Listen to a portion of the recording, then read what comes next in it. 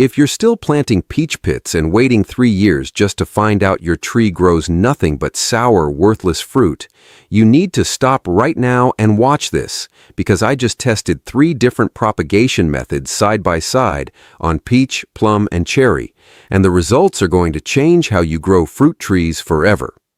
Before we get into it, if you're serious about growing real productive fruit trees and you want practical field-tested advice every single week instead of recycled internet myths, hit that subscribe button right now. I put these methods to the test in my own orchard, not in a lab, not in a textbook. So what you're about to see is exactly what happens when real dirt, real weather, and real time get involved. In this video, I'm going to walk you through exactly what happened when I grew peach, plum, and cherry trees from seed pits, from cuttings, and from air layering, all started on the same day, all given the same care. You're going to see which method actually gives you fruit fastest, which one gives you the healthiest root system, and which one I almost gave up on before it completely surprised me. By the end of this, you'll know exactly which method to use for your own orchard, and you'll never waste another growing season guessing. Let's talk about why so many growers get this wrong in the first place. Most people, especially beginners, think planting a pit is the easiest way to get a fruit tree, and technically it is the easiest to start. You eat a peach, you save the pit, you stick it in the ground, and you wait. The problem is, nobody tells you what happens after that. Peaches, plums, and cherries are almost all hybrids or grafted varieties, which means the seed inside that pit does not carry the same genetics as the fruit you just ate. You might get a tree that grows, sure, but the fruit it produces 3 or 4 years later could be smaller, more sour, less disease-resistant, or completely different from what you were expecting. I've seen growers wait 4 full years, babying a seedling tree, only to get fruit that isn't even worth picking. That's not a small mistake. That's years of soil, water, and effort essentially wasted. The mistake most people make with cuttings is almost the opposite problem. They think because it's called a cutting, it should be simple. Snip a branch, stick it in soil, and boom, new tree. But peach, plum, and cherry wood behaves very differently from something like a fig or a grape, which root easily from cuttings. Stone fruit trees, especially peaches, have a much lower natural rooting hormone response, which means a huge percentage of cuttings just sit there, dry out, or rot before they ever form roots. Growers get discouraged because they don't understand that success rates with untreated cuttings can be painfully low, sometimes under 20%, and they give up on the method entirely without ever learning the right way to do it. And then there's air layering, which most home growers completely ignore because it sounds complicated or intimidating. They see the word layering and assume it's some advanced technique reserved for professional nurseries. That assumption alone is probably costing backyard growers years of wasted time because air layering solves problems that neither pits nor cuttings can solve on their own. Now let's get into the actual science behind why these 3 methods behave so differently, and I promise I'll keep this simple. When you grow a tree from a pit, you're growing from seed, which means sexual reproduction. The genetics get mixed and reshuffled every single time, just like human children don't look exactly like either parent. That genetic reshuffling is why a seedling peach tree can taste completely different from the fruit it came from. This is called genetic segregation, and it's the reason commercial orchards almost never grow fruiting trees directly from seed. Seeds are mainly used to grow rootstock, the root system underneath a grafted tree, not the fruiting variety itself. Cuttings work on a totally different principle. When you take a cutting, you're taking a piece of the exact same plant, genetically identical, what's called a clone. The problem is that a cutting has no root system, so it has to generate brand new roots from stem tissue using stored energy and hormones called auxins that are naturally concentrated near the growing tip. Some plants have high natural auxin levels and root easily. Stone fruits generally don't, which is exactly why untreated peach and cherry cuttings struggle so much. The wood needs help, either through rooting hormone, the right cutting timing, or the right environment to convince it to put out roots before it runs out of stored energy and dies. Air layering flips the whole process around. Instead of cutting a branch off the tree and hoping it roots, you're forcing the branch to grow roots while it's still attached to the parent tree, still getting full water and nutrient supply. By wounding the bark in a ring around the branch and packing that wound with moist medium, you interrupt the flow of sugars moving downward from the leaves, which causes those sugars and natural rooting hormones to build up right at the wound site. That buildup is what triggers root formation. Because the branch never loses its connection to the mother plant during the rooting process, it doesn't experience the same stress or energy shortage that a cutting does. That's the biological reason air layering has such a dramatically higher success rate on tricky species like stone fruits. So here's what experienced commercial growers actually do, and I want to break this down into clear, actionable steps for each method, because knowing the theory doesn't help you if you don't know how to execute it. For anyone still wanting to use pits, professional growers only use them for one purpose: growing rootstock, not fruiting trees. Step 1. Select pits from healthy, vigorous trees, ideally ones known to produce strong rootstock varieties in your climate zone, not just whatever fruit you happen to eat. Step 2. Clean the pit completely of fruit flesh and let it dry for a few days, because leftover flesh causes mold.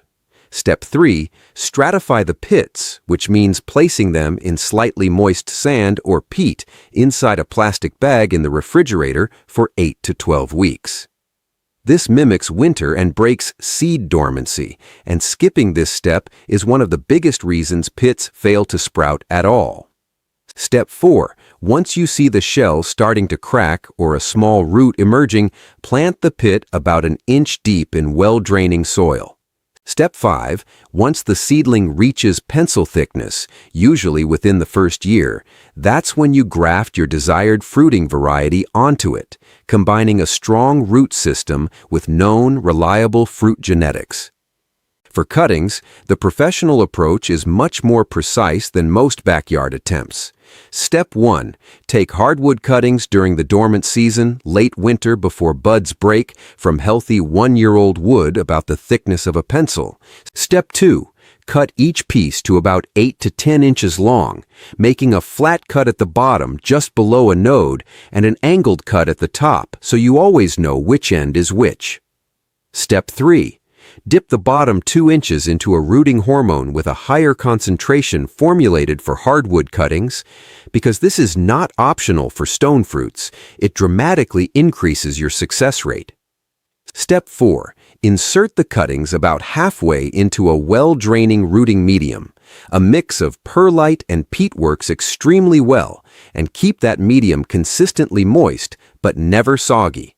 Step 5. Maintain high humidity around the cuttings, either with a humidity dome or misting system, because cuttings can't take up water through roots yet, so they rely entirely on stored moisture and whatever humidity surrounds them. Step 6. Be patient and don't disturb them. Rooting can take 6 to 10 weeks, and pulling cuttings out to check on them constantly is one of the most common ways growers destroy fragile new roots before they've had a chance to establish. For air layering, which is honestly the method that surprised me the most, here's exactly how professional growers execute it. Step 1. Choose a healthy, pencil-to-thumb thickness branch from the current or previous season's growth, ideally one that gets good sunlight. Step 2. Using a sharp, clean blade, make 2 parallel cuts around the branch about 1.5 inches apart. Then remove the bark and the thin green cambium layer between those 2 cuts completely, exposing the bare wood underneath. This step is critical, because if you leave any cambium connection, the branch will simply heal over and never form roots. Step 3. Apply rooting hormone powder or gel directly to the top cut, the one closer to the leaves, since that's where new roots will form. Step 4. Pack the wounded area generously with moist sphagnum moss, wrapping it firmly around the entire wound. Step 5. Wrap that moss tightly in plastic wrap or plastic film, sealing both ends around the branch like a sausage so moisture stays locked in, but rain can't get in and rot the moss. Step 6. Check back every few weeks without fully unwrapping it. You're looking for visible roots pressing against the inside of the plastic, which usually shows up within 6 to 12 weeks depending on species and season. Step 7. Once you see a solid mass of roots, cut the branch below the root ball, remove the plastic carefully, and pot up your new tree, which already has an established root system and, unlike a cutting, a much higher survival rate because it never went through a rootless stress period. Now let me walk you through what this actually looked like in my own orchard, because seeing it play out in real time is what really convinced me. With the peach pits, I planted a batch in fall after stratifying them properly, and by spring I had healthy little seedlings pushing through the soil, thin, whippy, almost fragile-looking stems with that classic reddish tint peach seedlings get. They grew fast. Honestly faster than I expected, but that's rootstock vigor talking, not fruit quality. I didn't graft onto them yet, they're still growing, but I know from experience that whatever fruit they'd produce on their own roots is a gamble I'm not willing to take for a full orchard block. With the cuttings, this is where things got frustrating. Out of a batch of 20 peach hardwood cuttings treated properly with rooting hormone, I got about 7 that actually rooted successfully, which is honestly better than the untreated success rate most people report, but still means well over half didn't make it.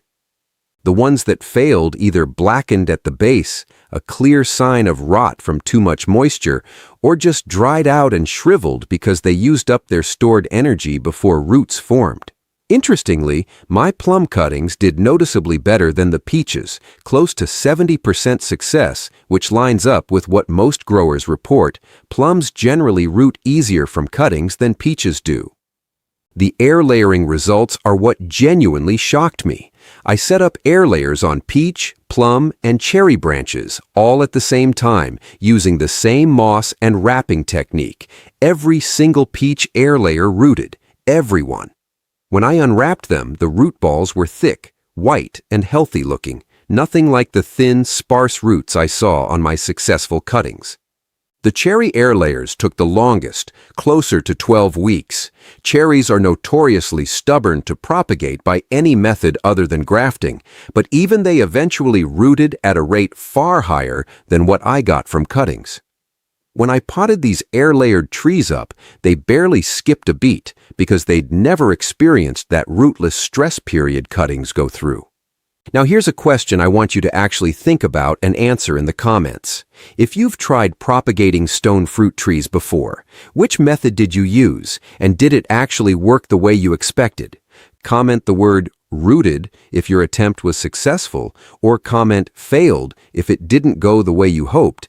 I genuinely want to know what's happening in different climates and with different varieties, because I guarantee some of you have stories that'll help other growers watching this.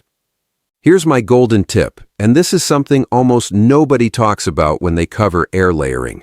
Timing your air layer to coincide with active spring growth right after the leaves fully expand but before the heat of summer hits makes an enormous difference in success rate. Most tutorials tell you air layering works anytime during the growing season, but in my testing, layers started in early to mid-spring rooted noticeably faster and with a denser root mass than the ones I started in midsummer heat. The reason is that spring is when sap flow and hormone movement are at their most active, which means that buildup of sugars and auxins at your wound site happens faster and more concentrated. If you're going to try air layering this year, mark your calendar for right after full leaf expansion and don't wait until summer just because the weather feels more convenient. That single timing adjustment alone can be the difference between a 12-week wait and a 6-week wait.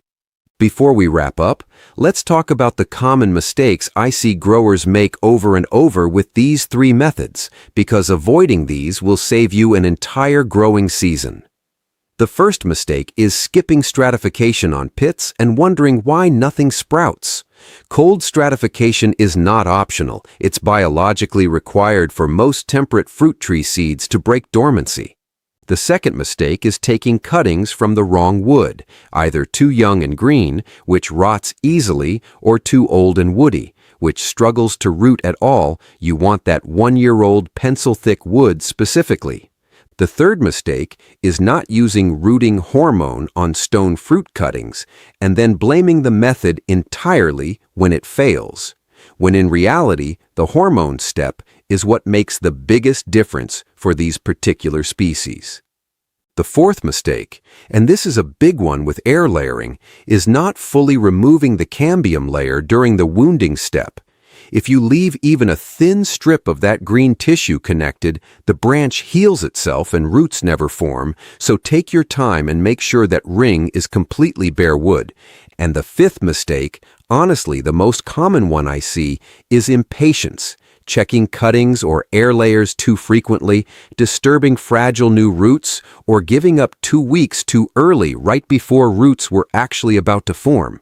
At the end of the day, growing your own fruit trees from scratch is one of the most rewarding things you can do as a grower, but only if you're using the right method for the right goal.